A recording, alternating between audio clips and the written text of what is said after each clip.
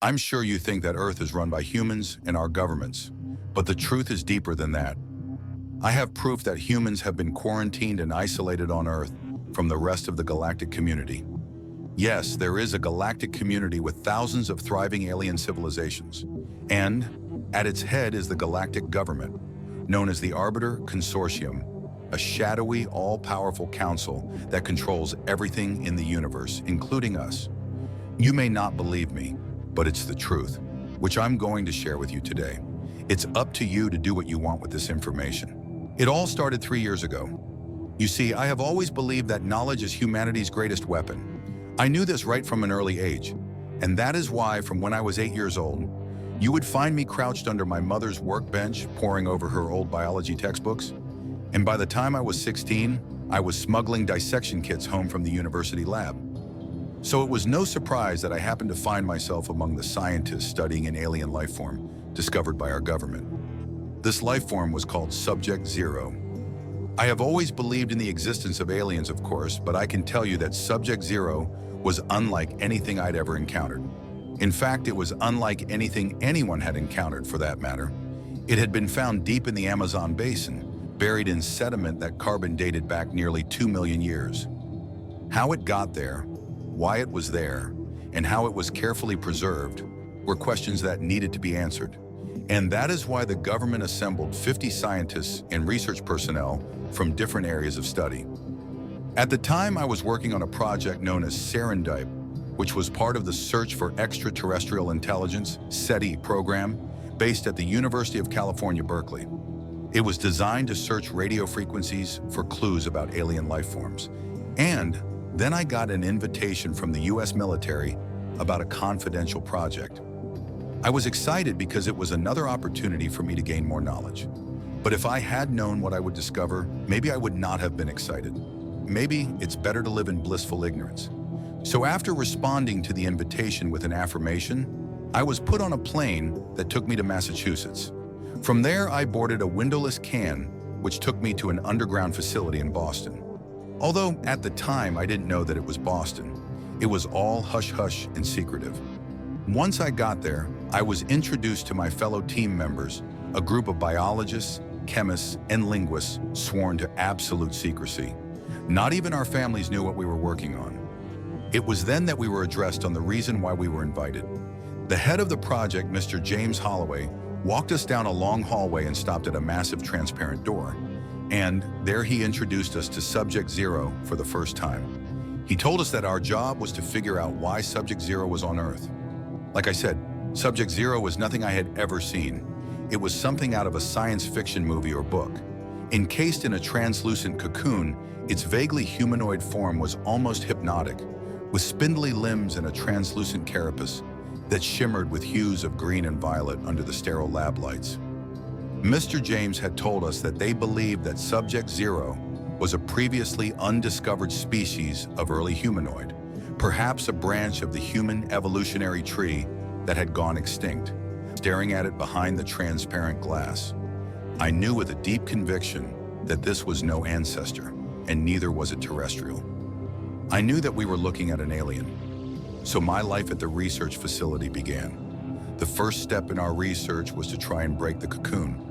For months we took turns, studying it in shifts, trying to find a weakness. But the cocoon resisted every tool we used to penetrate it. Scalpels shattered against its surface, lasers refracted harmlessly, and even acid barely left a mark. Nothing worked and everyone was stumped. While we were trying to figure out a way forward, one day something happened.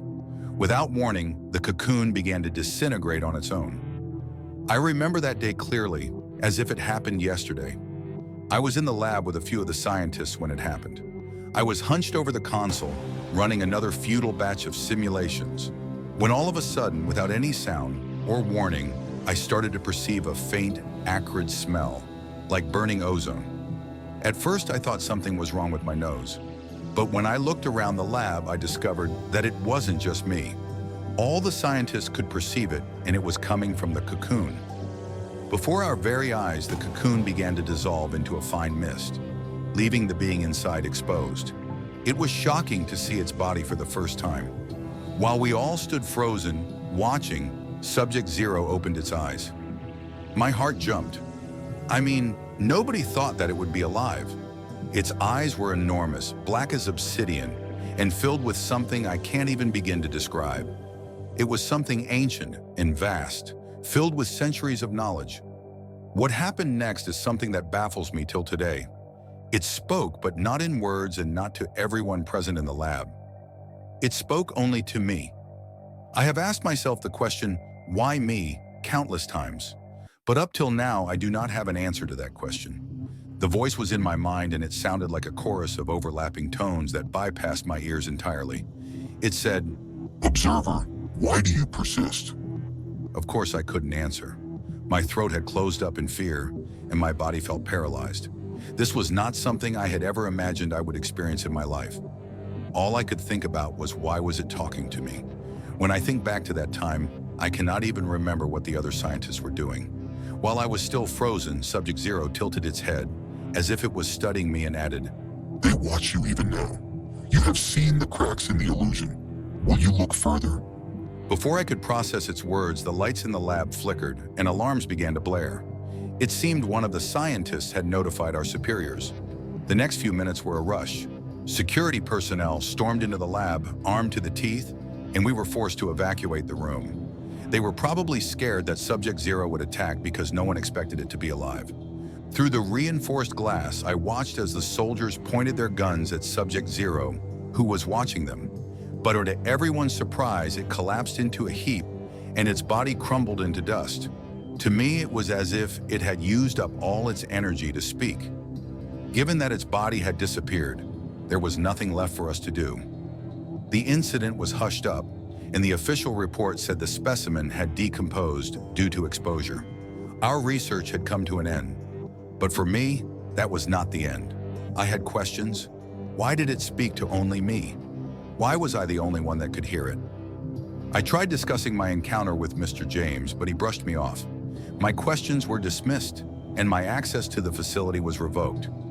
Within a week, all the research and equipment in the facility were shipped off to another site, and we were sent home, ordered to forget about Subject Zero. But I couldn't let it go. And for months after I left the facility, I continued to relive the encounter. The words it had spoken haunted me. They watch you even now. But who was watching? And what exactly had it meant by the cracks in the illusion? I knew that I could not just sit back and forget everything. So driven by my insatiable love for knowledge plus a gnawing sense of dread, I embarked on a personal mission to find out the truth. I called in every favor I had from fellow researchers and engaged the services of a professional hacker. And I began to comb through classified files, using every backdoor and exploiting all I had learned over years of research. It was a dangerous gamble because if I got caught, it wouldn't just cost me my job. I might be sent to prison or even killed, but I couldn't stop myself. There was a burning need for me to find out the truth. After several months of research, I finally found something that shook me to the core, something that destroyed all that we thought we knew. It was called Project Veil. I had traveled to Germany to pursue a lead sent by an acquaintance, and that's when I stumbled upon Project Veil. Project Veil was buried deep in the archives of the German National Library of Science and Technology. It was among a collection of heavily redacted reports spanning over 3 centuries. How it got there and who brought it there remains unknown. But I was lucky enough to stumble upon it, and it was the breakthrough I needed. I took the files to my hotel room and began to read. In it, I discovered a hidden secret that will shake the foundation of our world. The files described an entity referred to only as the Arbiter Consortium. It was described as an intergalactic organization, vast and ancient, whose sole purpose was to maintain order across the galaxy. However, humanity, it seemed, had violated that order. The more I read, the more I was shaken to my core, and I wondered how no one knew about this. But perhaps the governments of the powerful countries knew and decided to keep the truth from the public. I discovered that humanity had once reached the stars, long before recorded history.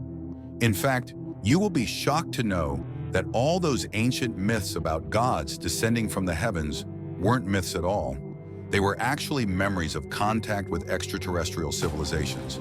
Humans communicated with other species. But get this, we were not like other species. From what I read, the Arbiter Consortium discovered that humans were unique in their capacity for chaos. Where other civilizations sought cooperation, progress, peace and stability, humanity thrived on conflict. Wars, revolutions, power struggles, religious conflicts weren't human anomalies. No, they were our default state. But that was not all. For the Arbiter Consortium, the worst part is that humans had a very dangerous ability. While other species had telepathic and psychic abilities, humans had adaptability. You see, unlike most species which evolved slowly over millennia, humanity could leapfrog entire stages of development in a single generation. For the intergalactic community, this made us dangerous and unpredictable, and it meant that humans could not be controlled. So a decision was made, but it was a decision that cost us centuries of knowledge. The consortium decided to dismantle humanity's fledgling interstellar empire and erase all evidence of its existence. Earth was quarantined, and our skies were cloaked in an artificial barrier that hid the truth about the galaxy. So when you look up to observe the sky and the stars, know that you are not just looking at the stars. You are also looking at an artificial barrier that separates humans from the rest of the intergalactic world. At the time this happened, humans could not do anything about it because we could not withstand the combined force of the intergalactic empire. So our history was rewritten. Our development was carefully guided and limited to ensure we remain confined to our planet. And only a select few know the truth. Think about it. Why do you think, despite all our research in space technology, humans have not yet encountered another civilization? This is the reason. Even now, the consortium continues to monitor us, using proxies and advanced AI to manipulate everything from governments and media to science. This group is working with human scientists and historians to keep us all from the truth. I was dumbfounded by what I had read, so much so that my hands were shaking. It was shocking because it meant that everything I'd ever known was a lie. The stars weren't out of reach because we lacked the technology. They were out of reach because a group of people from another world had decided that we didn't deserve them. But here was the big question. If the consortium was watching everything on Earth, that means they know about me, right? So why did the consortium let me uncover this? I mean, with their vast resources, they could have stopped me. This meant only one thing. They wanted me to find it. But why? Why me? I thought back to Subject Zero's final words before it disappeared. Will you look further? Answers were not forthcoming, so I spent the next few nights in a sleepless haze, poring over every fragment of the files I'd taken. I discovered that the consortium's influence stretched farther than I could have imagined. Their tentacles were everywhere, from politics to technology and even religion. It had all been engineered to keep humanity docile. And guess what?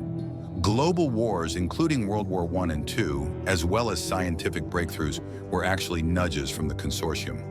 All of these were carefully calibrated to steer humanity away from rediscovering the truth. I discovered that top world leaders from Europe and other parts of the world, including powerful religious and business leaders, were all part of the plot.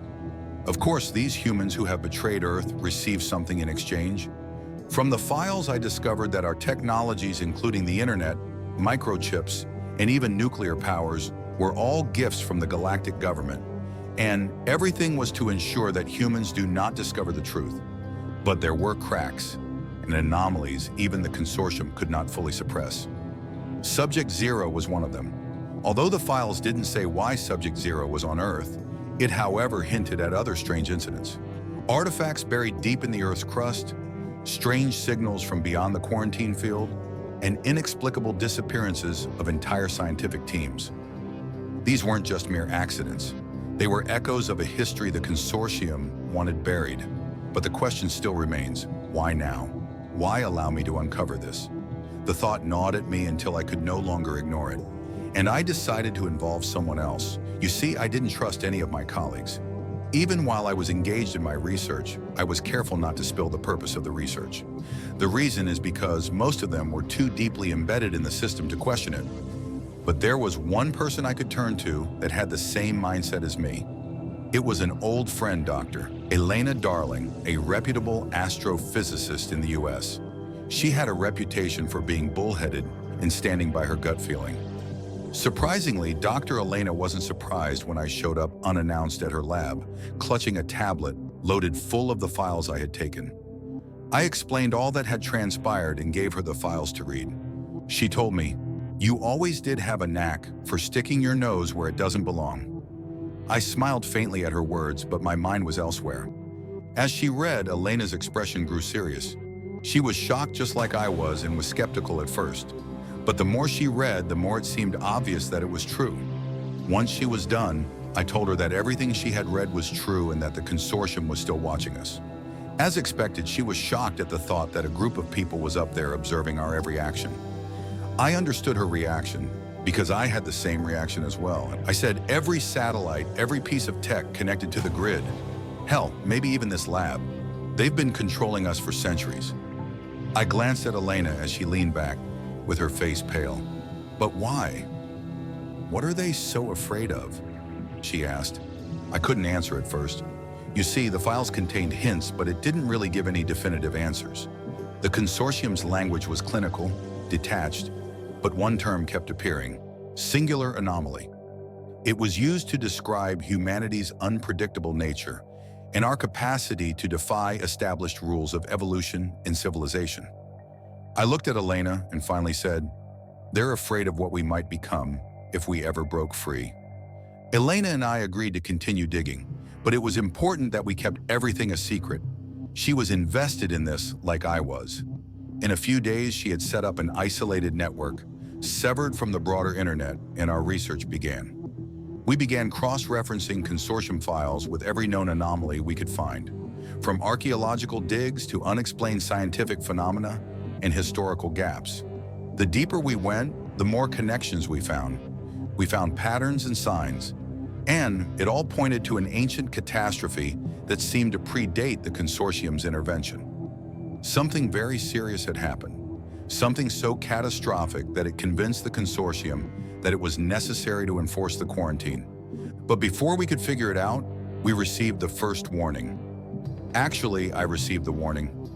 One evening I was heading home in my car when I observed that a black car was following me. At first I chucked it to paranoia, given what I was researching. But it turned out that my instinct was right, because as I turned down an empty street and the black car sped up and cut me off, I remained frozen in the car, waiting for what would happen next. As I watched, two men in suits stepped out and walked to my car. They didn't show badges, didn't speak. They simply stared at me with the cold detachment of predators. "Can I help you?" I asked, trying to keep my voice steady. One of them finally spoke. "You need to stop what you are doing." "I don't know what you mean," I said, though my heart was pounding and I felt that they could hear it. "You do," the man said as he stepped closer. "This is your only warning. Stop now, or you won't get another chance." I opened my mouth to respond, but before I could say anything, I heard a piercing noise that filled the air. It sounded like a high-pitched whine, and it was loud enough to make me shudder in my seat. The men were also affected. They clutched their ears, and in the midst of it all, I drove off. When I turned to look back, I could not see the car or the men. It was as if they'd vanished into thin air. Later, I discovered that those men were sent by the well-known Bilderberg Group. It was a scary experience, and I told Elena what had happened. But instead of backing down, we decided to double our efforts, because the warning meant that we were close to finding something huge. I couldn't even stop, even if I wanted to, because I knew without any shadow of doubt that we were close to something big. 3 weeks later, we struck gold. Elena and I uncovered a fragment of data hidden in one of the files. It wasn't in any language we recognized, but Elena's algorithm was able to translate it into a crude map. And the coordinates pointed to Antarctica. Specifically, it pointed to a location beneath the ice, far from any known Earth research stations. And so began our expedition to discover the truth. It took months for us to prepare. We couldn't go through any of the official channels, so we had to fund the expedition ourselves. We hired a small team of security personnel who would help us reach the site. The journey was brutal and, frankly speaking, dangerous. It was a challenge with the freezing winds and treacherous terrain. Finally, we reached the site of the coordinates, but what we found left us speechless. Beneath the ice was a structure, a massive domed facility. It was made of the same alien material as Subject Zero's cocoon. Its surface pulsed faintly, as if it was alive. The entrance was wide open, inviting us inside. The security personnel we had hired refused to go further. They claimed the place was cursed, and honestly, I didn't blame them. The air itself seemed wrong. It was heavy with an energy that made my skin crawl. Elena and I decided to brave it. After all, we came here for the truth. We pressed on alone, descending into the structure, where we found chambers filled with alien machinery. But it was in the central chamber that we found something unmistakable. As we approached, a holographic projection flickered to life. It was a map of the entire galaxy, with Earth marked in red. Surrounding it were warnings in dozens of alien languages, all translating to the same message. Containment is mandatory. Do not disturb the seal. As we stood there, watching, the projection shifted again. This time it was showing images of Earth's past, a thriving interstellar civilization with cities spread across multiple worlds. Then came the catastrophe, something that looked like a dark cloud, consuming everything in its path. The projection lit up with final message that was chilling. The singular anomaly cannot be destroyed. It can only be contained. While we stood there processing what we'd seen, the ground began to shake, and we heard a deafening hum in the air. We quickly left the facility and went outside. But something was waiting for us outside. The sky was dark, and a massive ship hovered above the facility. It was a sleek black vessel, bigger than anything I had ever seen. It was obvious that it was an alien ship, meaning that they had found us. Immediately, a beam of light enveloped Elena and I. It pulled us upward into the ship, and we landed in a sterile chamber where a towering figure awaited us. It was an alien being with elongated limbs and eyes like glowing coals. I was terrified to my core, wondering what fate awaited us. I glanced at Elena, who looked as shaken as I was. You were warned, It said, its voice resonating in my skull. I stepped forward, trembling but defiant. Why are you doing this? Why quarantine us? What are you so afraid of? The alien stared at me for a long moment before speaking. Your kind was once great, It said, but in your ambition, you unleashed something you could not control, a force that threatens the very fabric of existence. We contained it, but the potential remains within you. If released again, it would mean the end of all life. That is why we watch. That is why you are confined. I didn't understand fully, but I managed to ask, what happens now? You will forget this. The being said. You must forget. I woke up in my lab, the memory of Antarctica hazy and fragmented. Elena was gone, and the files had been wiped clean. But these aliens underestimated me. They thought that they erased everything. But fragments remain, pieces of the puzzle that I've been quietly assembling ever since. I tried to find Elena, but I couldn't find her. It was as if she had disappeared from Earth. Or perhaps they took her, or even killed her. But why did they leave me? I don't have the answer. But one thing is clear, I will not stop until I find the answers, and the truth is revealed to all of humanity. Even though my partner is gone, I'm not alone. I have gathered others who have seen the cracks in the illusion, and together we're building something the consortium can't control. The truth is that they fear us for a reason.